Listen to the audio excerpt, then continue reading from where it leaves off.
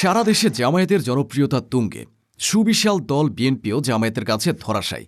কারণ একটাই, বর্তমানে বেশিরভাগ শিক্ষিত, জ্ঞানী, গুণী এবং বিশ্ববিদ্যালয়ের প্রফেসররাও পর্যন্ত জামায়াতে যোগদান করছে। যে দলে এসব জ্ঞানী গুণীরা আছে, সেই দল ক্ষমতায় এলে দেশ উন্নয়নশীল রাষ্ট্রে পরিণত হবে, এটাই স্বাভাবিক। ইতিমধ্যে জামায়াত তাদের নিয়ে ইকোনমিক শ্যাডো ক্যাবিনেট গঠন করে সরকার গঠনের রূপরেখার রোডম্যাপও তৈরি করছে। ক্ষমতায় গেলে কে কোন মন্ত্রণালয়ের দায়িত্ব পালন করবে এবং কে কোন মন্ত্রণালয়ের মন্ত্রী হবে সেটিও পরিকল্পনা করে রেখেছে। এখন শুধু সময়ের অপেক্ষা। তো জামায়াত ক্ষমতায় এলে যে 10 জন নেতা মন্ত্রী হবেন তাদের সম্পর্কে আলোচনা করব আজকের এই ভিডিওতে। তো চলুন আর কথা না বাড়িয়ে ভিডিওটি শুরু করি। তবে বন্ধুরা, ভিডিওটি শুরু করার পূর্বে অনুরোধ রইল, ভিডিওটিতে একটি লাইক দিয়ে শুরু থেকে শেষ পর্যন্ত দেখুন।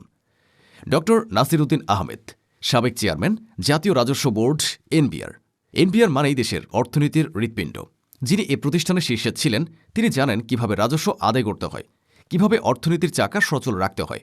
জামায়াত ইসলামী তাকে তাদের পলিসি অ্যাডভাইজার প্যানেলে রেখেছে, অথচ বিরোধীরা বলে জামায়াতের লোক নেই। তাহলে প্রশ্ন হলো, এনবিআরের সাবেক বসকে দিয়ে যখন নীতি তৈরি হয়, সেটা কি অযোগ্যতার প্রমাণ নাকি দূরদর্শিতার?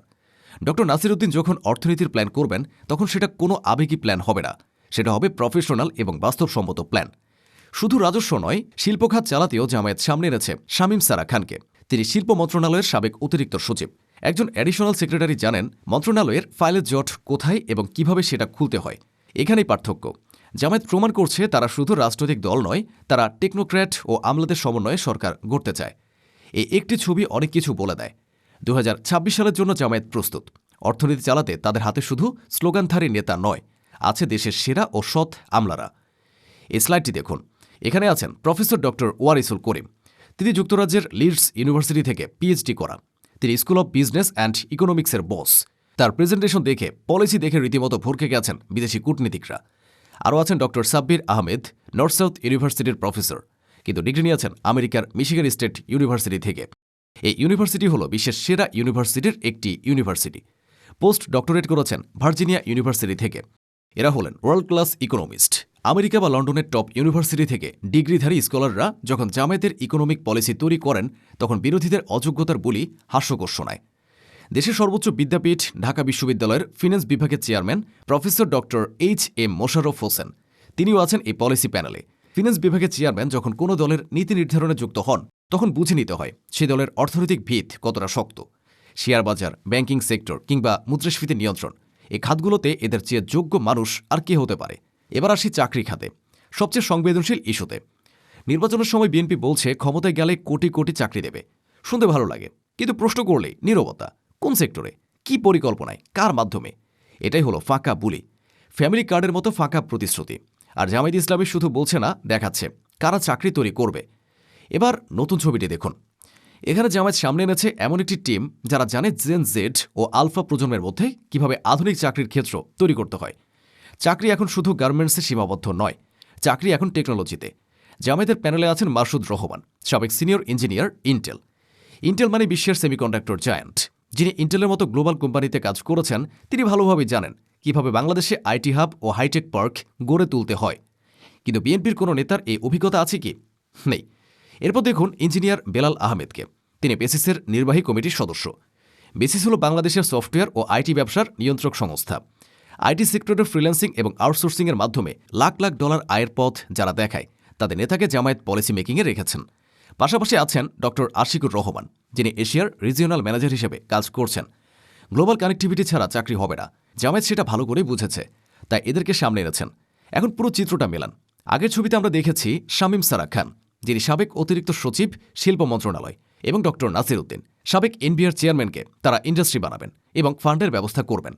আর এই ছবিতে মাসুদ রহমান, যিনি ইন্টেলে কাজ করছেন, এবং বেলাল আহমেদ, যিনি বেসিসে কাজ করছেন, সেই ইন্ডাস্ট্রিতে টেকনোলজি বসাবেন এবং চাকরির ক্ষেত্র তৈরি করবেন। বিএনপি দিচ্ছে শুধু রাজনৈতিক ভাষণ, ভুয়া ফ্যামিলি কার্ড, আর জামায়াত দিচ্ছে অর্থনীতি প্লাস প্রযুক্তি প্লাস দক্ষতার এক কমপ্লিট ইকোসিস্টেম। জেনজি এবং আলফা জেনারেশনের ভাষা জামায়াত যেভাবে বুঝেছে, অন্য কোনো দল তার ধারের কাছেও নেই। আপনি কাকে বিশ্বাস করবেন, যাদের কোনো পরিকল্পনা নেই, শুধু স্লোগান আছে, নাকি সেই দলকে যাদের টিমে আছে ইন্টেল, বেসিস আর টপ ইউনিভার্সিটির প্রফেশনালরা? কোটি চাকরির স্বপ্ন দেখানোদের নয়, ভোট দিন তাদেরকেই, যারা সেই স্বপ্ন বাস্তবায়নের স্পষ্ট রোড ম্যাপ এঁকেছে। উন্নত বিশ্বে বিরোধী দলগুলো শ্যাডো ক্যাবিনেট গঠন করে, জামায়াত ঠিক সেই কাজটাই করছে। এই পলিসি সামিট প্রমাণ করে ক্ষমতায় যাওয়ার আগেই তারা ঠিক করে রেখেছে কে অর্থনীতি সামলাবেন, কে হবেন উপদেষ্টা। এটাই হলো অ্যাডভান্সড পলিটিক্যাল ভিশন। জামায়াতের ঝুড়িতে লোক নেই এই কথা ভুল, বরং তাদের ঝুড়িতে আছে এমন কিছু মানুষ যাদের যোগ্যতা অনেক বড়, দলের চেয়েও বেশি। এবার আসি স্বাস্থ্য খাতে। এই খাতকে বলা হয় জামায়াতের অবেধ্য দুর্গ, কারণ দেশের সবচেয়ে বেশি ডাক্তার এই দলটির সঙ্গে যুক্ত। এখানে জামায়াত কার্যত অপ্রতিদ্বন্দ্বী।